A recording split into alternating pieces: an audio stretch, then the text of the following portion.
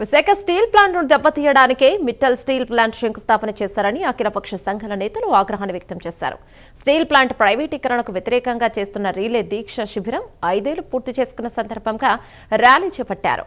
DRM కార్యాలయం నుంచి GVMC Gandhi విగ్రహం వరకు ర్యాలీ చేశారు. మిట్టల్ స్టీల్ ప్లాంట్ వలన ఉద్యోగాలు వస్తాయని డబ్బా కొడుతూ విశాఖ స్టీల్ ప్లాంట్ను అప్పగించడానికి కుట్ర చేస్తున్నారన్నారు.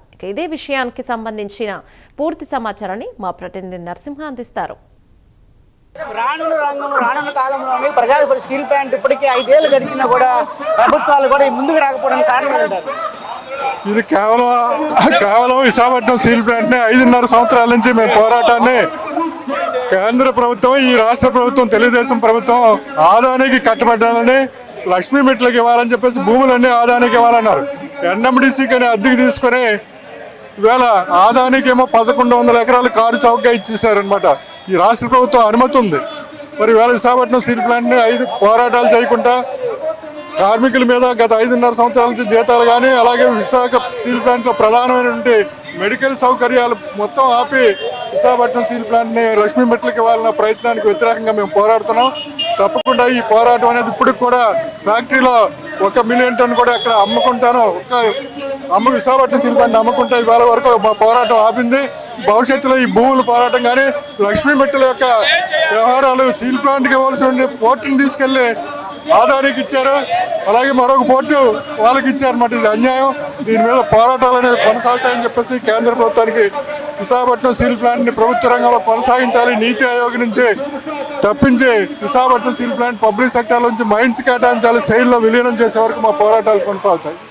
రానున్న కాలంలోనే మీరైతే భవిష్యత్ కాలంలోనే ఇక స్టీల్ ప్లాంట్ ప్రైవేటీకరణకి మరిన్ని పోరాటాలు చేద్దామని ఇప్పుడు అఖిలపక్ష కార్మిక సంఘాలు అయితే వెళ్తున్నాయి. అయితే భవిష్యత్ కార్యాచరణ ఏ విధంగా ఉంటుందంట? విశాఖపట్నం స్టీల్ ప్లాంట్ ఇప్పటికే కార్యక్రమాలు వివిధ రూపాయల ఆందోళన సాగిస్తున్నాం.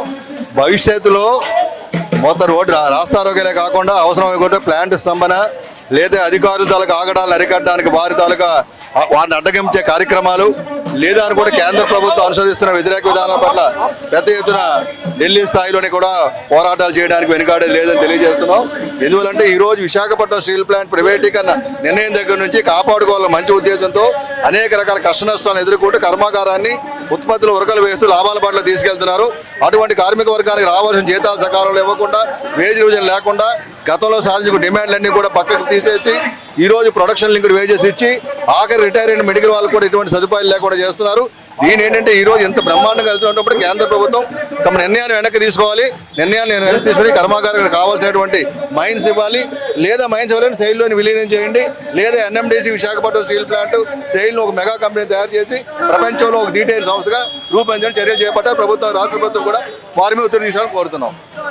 ఏదైతే ఇక్కడ చూస్తూనే ఉన్నాం, ఇక్కడ స్టీల్ ప్లాంట్, మిట్టల్ స్టీల్ ప్లాంట్కి వరాలు ప్రభుత్వాలు చేకూరుస్తున్నా కూడా ఉన్న స్టీల్ ప్లాంట్ అభివృద్ధి చేయక వానికి ఇప్పుడు ఉన్న స్టీల్ ప్లాంట్ సొంత గనులు కేటాయించకుండా అయితే కాంట్రాక్ట్ వర్కర్ని తొలగించడం కూడా ఎంతవరకు సమంజసమని 5 సంవత్సరాలు గడిచినా కూడా ఇప్పటివరకు స్టీల్ ప్లాంట్కి ఏ విధమైన ప్రతిపాదనలు లేకుండా ఇలా ఉంచడం సరికాదని కూడా స్థానికులు కూడా చెబుతున్నారు.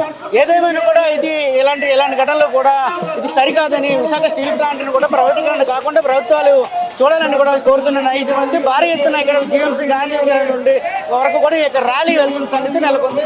ఇదే కెమెరామెన్ సుధాకర్తో నరసింహ, ప్రైమ్ విశాఖపట్నం.